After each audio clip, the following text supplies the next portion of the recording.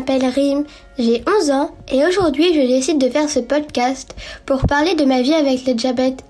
Tout d'abord, veuillez m'excuser pour ma voix, je suis en ce moment un petit peu malade. J'ai eu mon diabète quand j'avais 6 ans. Quand j'ai appris, ça m'a fait peur. C'est normal parce que quand on entend ce mot pour la première fois, on ne sait pas vraiment ce que ça veut dire et on peut imaginer plein de choses inquiétantes.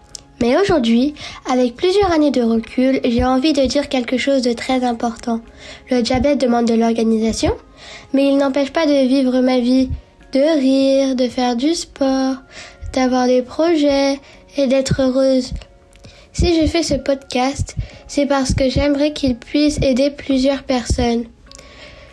Peut-être que tu es un enfant qui vient d'apprendre qu'il a un diabète, peut-être que tu te poses 1000 questions, peut-être que tu as peur ou que tu es triste ou que tu trouves ça injuste. Si c'est ton cas, je veux que tu saches que tu n'es pas seul et j'espère que mon histoire pourra te rassurer et te montrer que ça va aller. Peut-être aussi que tu as un parent, un frère, une sœur, une tata, un tonton, un ami, un professeur ou une personne qui accompagne un enfant qui vient d'apprendre qu'il a le diabète. Parfois, quand on apprend ça, ça peut être très inquiétant parce qu'on aime cette personne et qu'on a envie de la protéger. C'est normal aussi. J'espère que mon témoignage pourra vous rassurer et vous montrer que les enfants diabétiques peuvent vivre une vie pleine de joie et de projets. Dans ce podcast, je vais raconter mon histoire, je vais parler du moment où j'ai appris mon diabète, de mes débuts, des moments où c'était un peu compliqué, mais surtout de ce que j'ai appris, de tout ce que je peux faire aujourd'hui et de l'espoir que donnent les progrès de la médecine. Quand j'ai appris que j'avais un diabète, quand j'avais 6 ans, j'ai commencé à me sentir bizarre, j'avais très soif, je buvais tout le temps, j'allais très souvent aux toilettes et j'étais très fatiguée. Mes parents ont compris que quelque chose n'allait pas et ils m'ont emmenée chez un médecin. Après les examens, on nous a annoncé que j'avais un diabète de type 1. Je me souviens que ces moments étaient très inquiétants. Je ne comprenais pas vraiment ce que ça voulait dire, mais je voyais que mes parents étaient très inquiets. Moi aussi j'avais peur, j'avais plein de questions dans ma tête. Je me demandais, est-ce que je vais pouvoir continuer à jouer ? Est-ce que je vais pouvoir manger comme les autres ? Est-ce que ma vie va changer ? Et la réponse, je l'ai découverte petit à petit. Les débuts avec les injections. Au début, j'étais sous injection d'insuline pendant environ 2 mois. Je devais faire plusieurs piqûres par jour. Je ne vais pas mentir, ce n'était pas facile. Les piqûres faisaient peur, il fallait apprendre beaucoup de choses très vite. Il fallait comprendre comment fonctionne la glycémie, comment l'insuline agit, comment la nourriture influence mon corps. C'était beaucoup d'informations pour une petite fille de 6 ans. Mes parents m'ont énormément aidée, les médecins aussi. Petit à petit, j'ai commencé à comprendre, à m'habituer et à devenir plus courageuse. La découverte de la pompe patch. Après 2 mois, j'ai découvert la pompe patch. Ça a été une grande étape pour moi. La pompe m'a aidée parce qu'elle remplaçait beaucoup d'injections, mais à ce moment-là, je n'avais pas encore de boucle fermée. Ça veut dire que je devais encore réfléchir énormément à mon diabète. Il fallait calculer, surveiller, anticiper. La charge mentale était encore très présente. Je devais penser au diabète très souvent. Dans ma journée, avant de manger, avant de faire du sport, avant de dormir, parfois même pendant la nuit. C'était fatigant, mais ça m'a appris à connaître mon corps et à devenir très responsable. L'arrivée de la boucle fermée. Une vraie évolution. Aujourd'hui, j'ai la boucle fermée et ça a changé beaucoup de choses dans ma vie. La boucle fermée aide à réguler automatiquement la glycémie. Ça apporte beaucoup plus de sécurité. Ça enlève aussi une grande partie du stress. Je dois toujours faire attention, bien sûr. Le diabète ne disparaît pas, mais la technologie m'aide énormément. Ce qui est incroyable, c'est que la médecine avance très vite, en très peu de temps. Il y a eu des grandes évolutions pour aider les personnes diabétiques. Ça donne beaucoup d'espoir pour le futur. Le diabète aujourd'hui, une organisation du quotidien. Aujourd'hui, le diabète fait partie de ma vie, comme aller à l'école ou faire mes devoirs. Oui, ça demande de l'organisation, oui, ça demande de l'attention, mais ça ne m'empêche pas de vivre normalement. Je peux manger avec mes amis, je peux sortir, je peux faire des activités, je peux partir en vacances, je peux rire, jouer et profiter de la vie. Et il faut juste anticiper un peu plus que les autres. Le sport et le diabète. Je peux tout faire. Cette année, j'ai commencé l'escalade. Ce n'est pas forcément le sport le plus simple quand on a un diabète.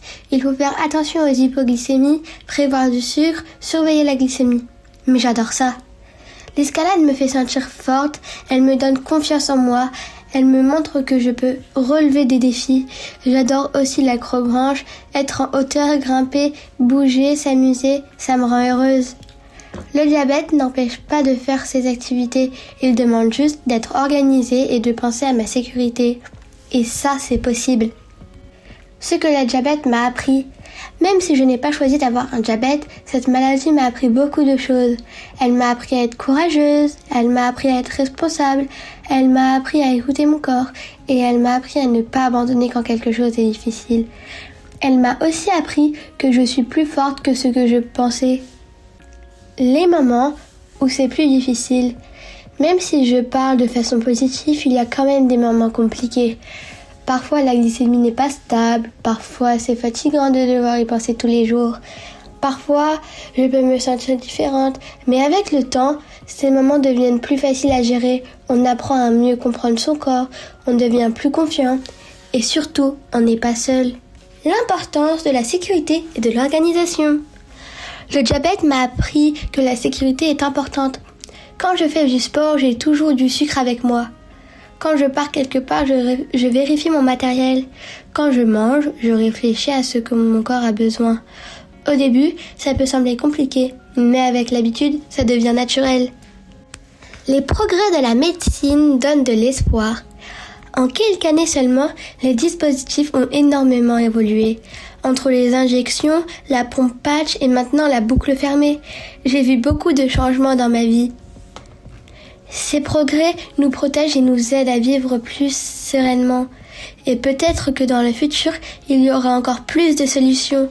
Ça donne beaucoup d'espoir pour toutes les personnes diabétiques. Le diabète ne me définit pas.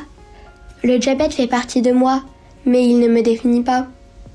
Je suis une enfant qui aime jouer, rire, grimper, comprendre et rêver.